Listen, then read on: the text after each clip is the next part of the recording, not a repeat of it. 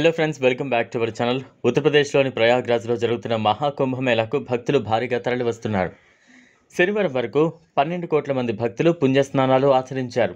మహావైభవంగా సాగుతున్న ఈ కార్యక్రమానికి దేశం నుంచే కాకుండా విదేశాల నుంచి కూడా భక్తులు తరలి వస్తున్నారు. అంతేకాకుండా 73 దేశాలకు చెందిన దౌత్యవేత్తలు కూడా ప్రయాగ్రాజ్కి రానున్నట్లు అధికారులు వెల్లడించారు. రష్యా, యుక్రెయిన్ సహా America, Japan, Germany, Netherland, Cameroon, Canada, Switzerland, Sweden, Poland, Bolivia ఇలా 73 దేశాల దౌత్యవేత్తలు తొలిసారి ప్రయాగ్రాజ్కు రానున్నారు. వారంతా త్రివేణి సంగమంలో పుణ్యస్నానాలు ఆచరిస్తారని అధికారులు తెలిపారు. ఈ మేరకు ఉత్తరప్రదేశ్ ప్రధాన కార్యదర్శికి విదేశాంగ మంత్రిత్వ శాఖ లేఖ రాసింది. దౌత్యవేత్తలు త్రివేణి సంగమంలో పుణ్యస్నానాలు ఆచరిస్తారు. అనంతరం అక్షయావత్, బడే హనుమాన్ ఆలయాన్ని సందర్శిస్తారు. భక్తుల రాకతో ప్రయాగ్రాజ్ కలకలలాడుతోంది.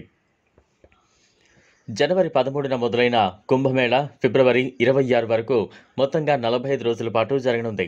విదేశాల నుంచి కూడా భక్తులు అధిక సంఖ్యలో పోటెత్తారు.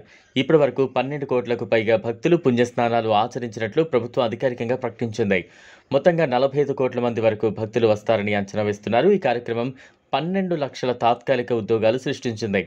తాత్కాలిక వైద్య శిబిరాలతో 1,50,000 మంది నర్సులు, పారామెడికల్స్, ఇతర వైద్య సిబ్బందికి అవకాశాలు లభించాయి. ఇదిలా ఉంటే రష్యా అధ్యక్షుడు వ్లాదిమిర్ పుతిన్ త్వరలో భారత్లో పర్యటించనున్నారు. ఈ పర్యటనకు సంబంధించిన అవకాశాలను అన్వేషిస్తున్నాయని, అయితే అది ఇంకా ఖరారు కాలేదని దౌత్య వర్గాలు తెలిపాయి. గతేడాది ప్రధాని మోదీ మాస్కో పర్యటన సందర్భంగా పుతిన్ను కలిసినప్పుడు భారత్కు రావాల్సిందిగా ఆయనను ఆహ్వానించారు. క్రెమ్లిన్ ప్రతినిధి డిమిత్రీ పెస్కోవ్ ఈ పరిణామాన్ని ధృవీకరించారు. పుతిన్ భారత పర్యటన తేదీలను త్వరలో ప్రకటిస్తామని చెప్పారు.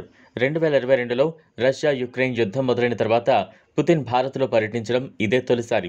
రష్యా అధ్యక్షుడు వ్లాదిమిర్ పుతిన్ చివరిసారిగా డిసెంబర్ 6, 2021న న్యూఢిల్లీలో ప్రధాని నరేంద్ర మోదీతో కలిసి 21వ భారత్ రష్యా వార్షిక శిఖరాగ్ర సదస్సు కోసం సందర్శించారు. కాగా ఇప్పటివరకు పుతిన్ పర్యటనపై మీడియాలో వచ్చిన కథనాలపై భారత్ అధికారికంగా స్పందించలేదు.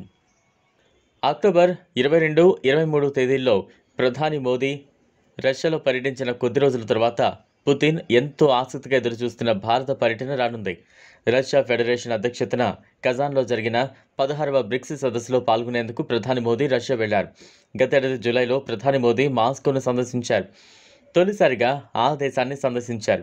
22వ భారత రష్యా వార్షిక శిఖరాగ్ర సమావేశం నేపథ్యంలో ఈ పర్యటన జరిగింది.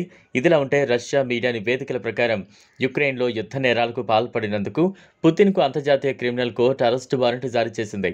రోమ్ శాసనం ప్రకారం కోర్టు స్థాపక ఒప్పందం ఐసీసీ సభ్యుల అరెస్టు వారెంట్ జారీ చేసినట్లు అనుమానితులను నిర్బంధించడానికి బాధ్యత వహిస్తారు.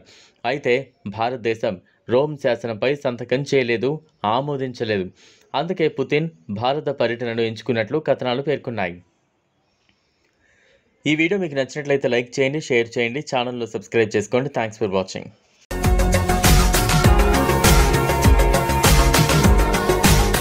మరిన్ని అప్డేట్స్ కోసం మా ఛానల్ని సబ్స్క్రైబ్